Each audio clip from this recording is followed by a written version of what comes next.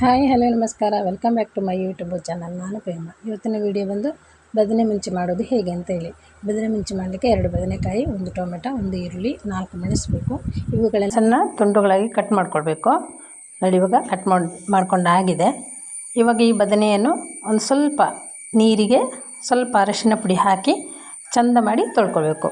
ಅರಿಶಿನ ಪುಡಿ ಹಾಕೋದು ಯಾಕೆಂದರೆ ಬದನೆಯ ಕಲರು ಚೇಂಜ್ ಆಗಬಾರ್ದು ಅಂಥೇಳಿ ಅರಿಶಿನ ಪುಡಿ ಹಾಕೋದು.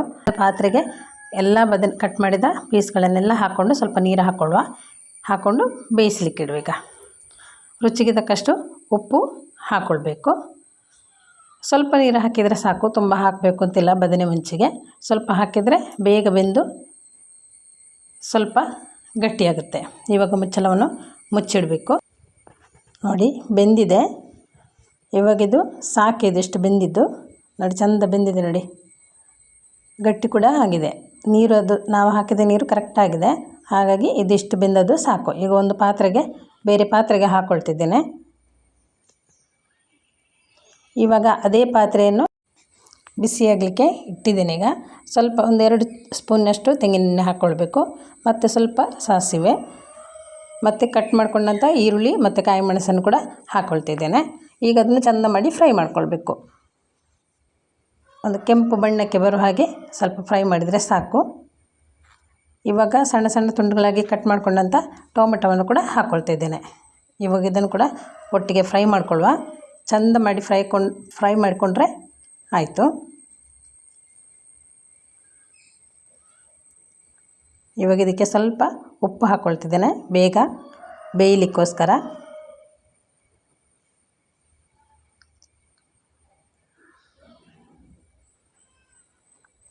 ಇವಾಗಿದು ಬೆಂದಿದೆ. ಆವಾಗಲೇ ಬೇಯಿಸ್ಕೊಂಡಂಥ ಬದನೆಯನ್ನು ಕೂಡ ಹಾಕ್ಕೊಳ್ತಿದ್ದೇನೆ. ಇವಾಗ ಚೆಂದ ಮಾಡಿ ಮಿಕ್ಸ್ ಮಾಡ್ಕೊಳ್ಬೇಕು. ಈ ಥರ ನೀವು ಕೂಡ ಮನೆಯಲ್ಲಿ ಮಾಡಿ ನೋಡಿ. ಇದು ಸುಲಭದಲ್ಲಿ ಮಾಡುವಂಥ ರೆಸಿಪಿ. ಇದು ತುಂಬ ಕಷ್ಟ ಏನು ಮಾಡಬೇಕು ಅಂತಿಲ್ಲ, ಕಡಿಮೆ ಸಮಯದಲ್ಲಿ ಮಾಡುವಂಥದ್ದು. ನೋಡಿ, ಇದಕ್ಕೆ ಸ್ವಲ್ಪ ಇನ್ನು ಹುಳಿ ಹಾಕ್ಕೊಳ್ತಿದ್ದೇನೆ ನಾನೀಗ. ಸ್ವಲ್ಪ ಸಾಕು, ತುಂಬ ಬೇಕು ಅಂತೆಲ್ಲ. ಆಲ್ರೆಡಿ ನಾನು ಟೊಮೆಟೊ ಒಂದು ಹಾಕಿದ್ದೇನಲ್ಲ, ಹಾಗಾಗಿ ಸ್ವಲ್ಪ ಹುಳಿ ಹಾಕ್ಕೊಳ್ತಿದ್ದೇನೆ. ಇದನ್ನು ಹಾಕಿ ಚೆಂದ ಮಿಕ್ಸ್ ಮಾಡ್ಕೊಳ್ಬೇಕು. ಹುಳಿ ಹಾಕಿದಷ್ಟು ಒಳ್ಳೆಯದು. ತುಂಬ ಬದನೆಗೆ ಹುಳಿ ಸ್ವಲ್ಪ ಜಾಸ್ತಿನೇ ಹಾಕ್ತಾರೆ ಅಂತ ಹೇಳ್ತಾರೆ, ಹಾಕಬೇಕು ಅಂತ. ಹಾಗಾಗಿ ನೋಡಿ, ಇದು ಕರೆಕ್ಟಾಗಿದೆ. ನೋಡಿ, ಇವಾಗೊಂದು ಪಾತ್ರೆಗೆ ಒಂದು ಹಾಕ್ಕೊಳ್ಳುವ ಇದನ್ನು. ನೋಡಿ, ಒಂದು ಪಾತ್ರೆಗೆ ಹಾಕ್ಕೊಂಡಾಗಿದೆ. ಈಗ ನೋಡಿದ್ರಲ್ಲ ವೀಕ್ಷಕರೇ, ನೋಡುವಾಗಲೇ ತುಂಬ ಖುಷಿಯಾಗುತ್ತೆ. ರುಚಿನೂ ಕೂಡ ಅಷ್ಟೇ ಉಂಟು, ಟೇಸ್ಟಿಯಾಗಿರುತ್ತೆ. ಅನ್ನದ ಜೊತೆಗೆ ತುಂಬ ಖುಷಿಯಾಗುತ್ತೆ ಇದು ತಿನ್ನಲಿಕ್ಕೆ. ಈ ಥರ ನೀವು ಕೂಡ ಮನೆಯಲ್ಲಿ ಮಾಡಿ ನೋಡಿ. ಈ ವಿಡಿಯೋ ಇಷ್ಟ ಆದಲ್ಲಿ ಪ್ಲೀಸ್ ಒಂದು ಲೈಕ್ ಮಾಡಿ, ಶೇರ್ ಮಾಡಿ, ಸಬ್ಸ್ಕ್ರೈಬ್ ಕೂಡ ಮಾಡಿ. ನಾನು ಇದೇ ಥರ ಒಳ್ಳೊಳ್ಳೆ ವೀಡಿಯೋಸ್ಗಳನ್ನು ಹಾಕ್ತಾ ಇರ್ತೇನೆ, ವಿಷಯಗಳನ್ನು ಹೇಳ್ತಾ ಇರ್ತೇನೆ. ಹಾಗಾಗಿ ಪ್ಲೀಸ್ ಒಂದು ಸಪೋರ್ಟ್ ಮಾಡಿ.